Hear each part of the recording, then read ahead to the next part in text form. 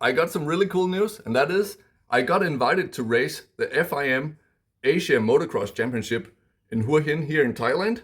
And I said yes to go because it's in Thailand and I live here. So this is a once in a lifetime opportunity for me to go international racing where people come from other countries to take part. So today I'm going to show you how I pack all my things to go racing and put things in boxes, go through my checklist, and hopefully we can add one more trophy to the shelf over there. So let's get started. So first of all, I already checked my bike and prepared the bike with a new rear tire. I put this one in so rain doesn't get in, and I also taped up the airbox holes that I drilled for more throttle response, so water doesn't get in during traveling. And I put handguards on, which I normally don't do, but this is a high-speed track that may have rocks. So to protect my hands, I'm gonna put handguards straight on, so I don't have to mess around with that when I get up there.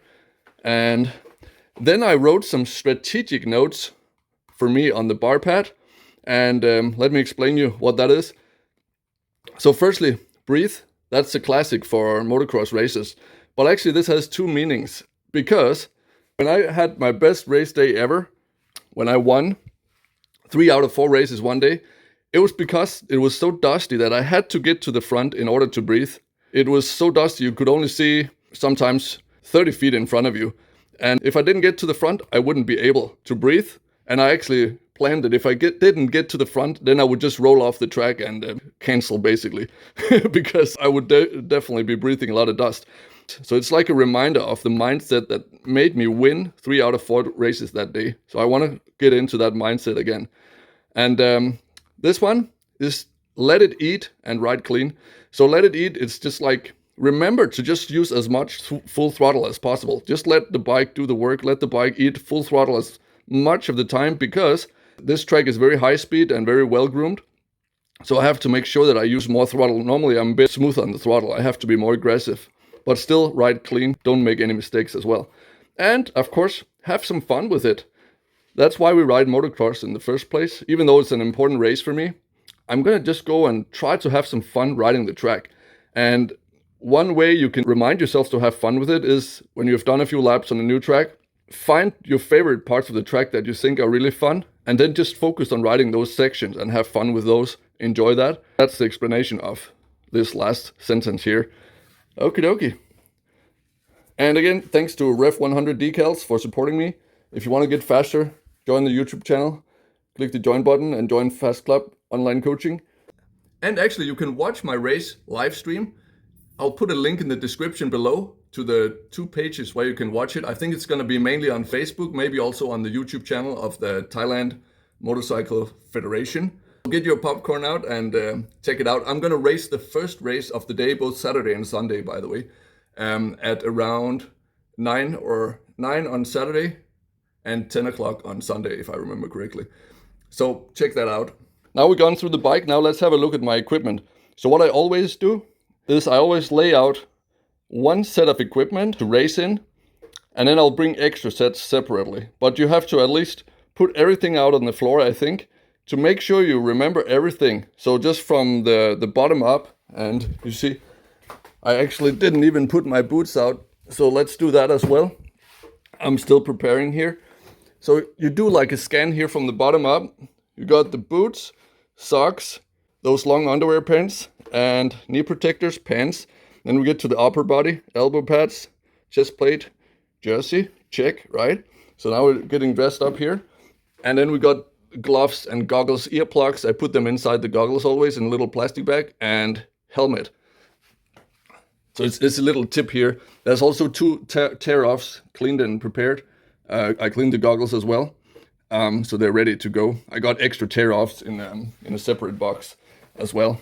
By the way, if you want to get fit on holiday in Thailand, check out fitcamp5.com. And by the way, you can also follow me on Instagram at FastCoachToby. When I race with this jersey, I'm doing it to also bring awareness to human rights, because it has never been more important to pay attention to what's happening. Because right now, with the human workforce being replaced by a robotic workforce in the next decade or 2, it is so important that we maintain our human rights, such as the freedom to choose what you want to do with your life, and when you want to do something, you can do it. And you have the right to own things that you have worked hard for, in life, and you can decide what to do with your own body, stuff like that. So if you want to be the boss in your life, you need human rights. And if you look at woke culture and the recent crisis we've experienced here in the world, you can see that there's an agenda to transfer all the human rights away from the individuals and to the state, basically.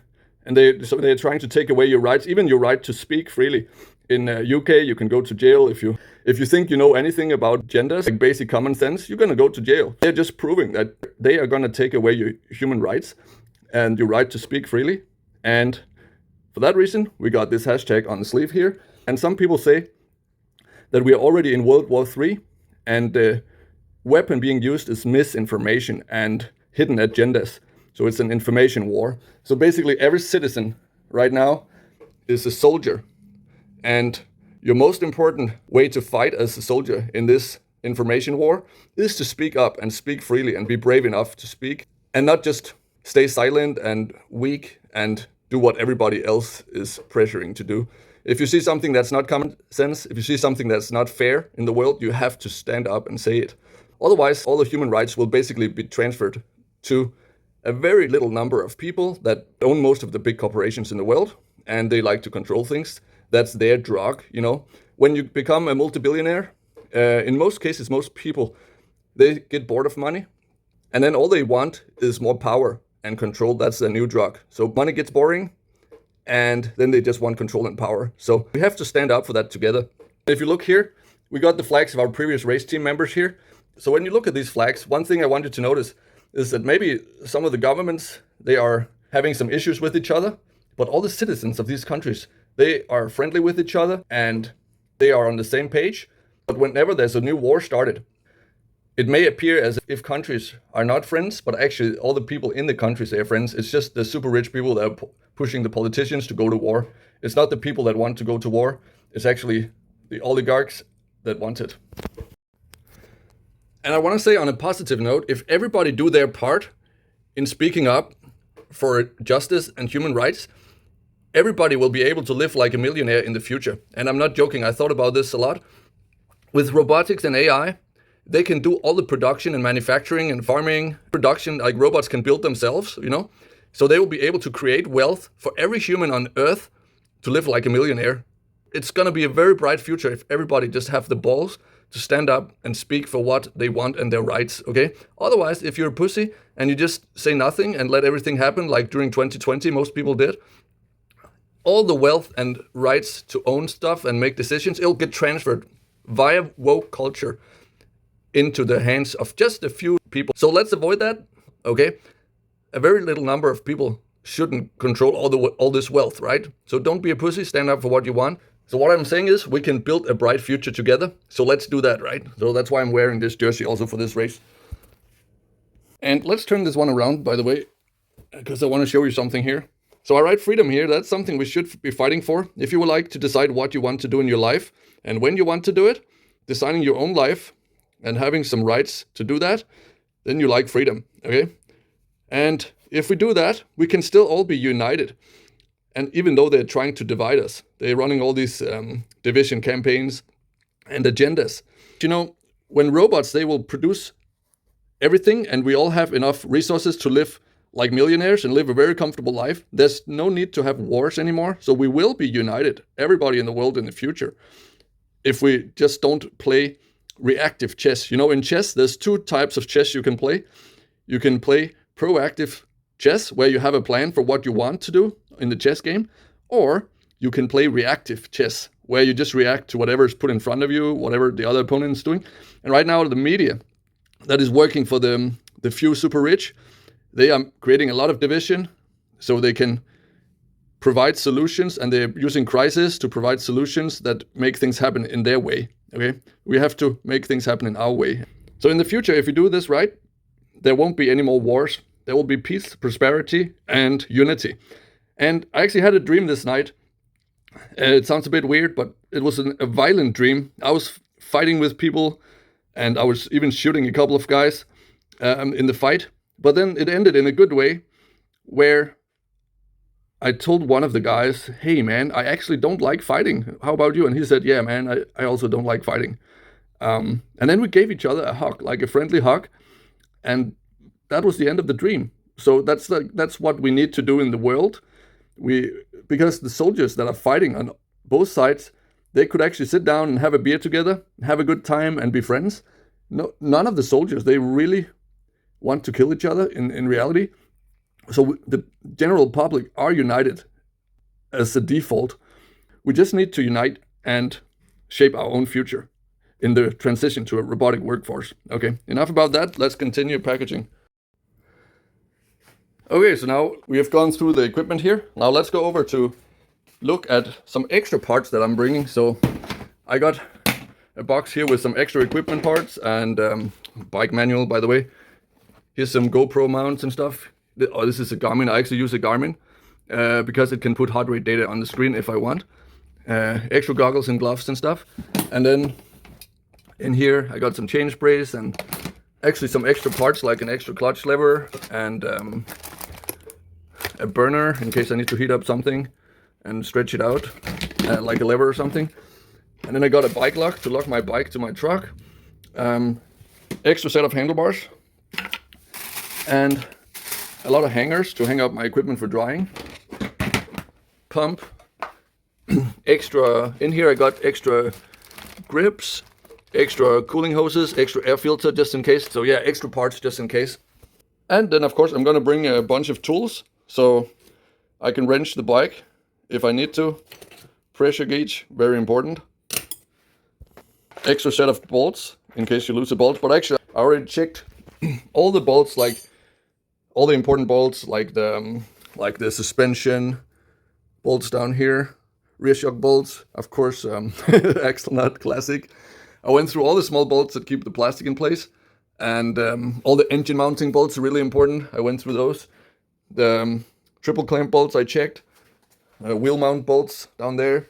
Basically, you want to check everything to make sure the wheels don't fall off and the subframe doesn't fall off. Check these. Just make sure that this bike is torqued up in all the most important places so nothing comes loose.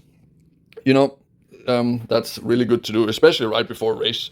Also the exhaust bolt in here, exhaust mounting bolt, because it has a lot of vibration, so it can lose torque over time.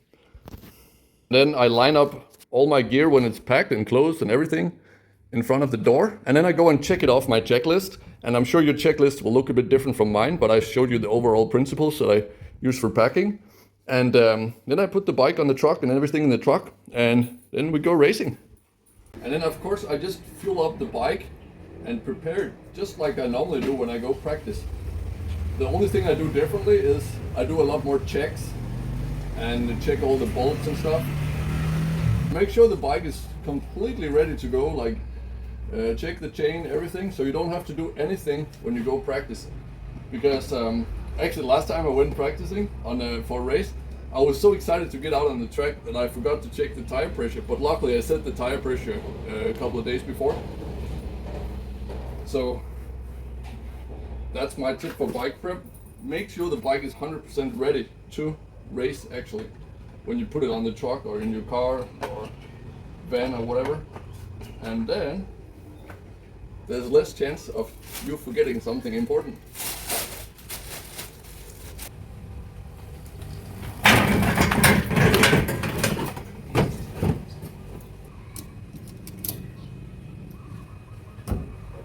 Okie dokie, so I think we'll end the video here.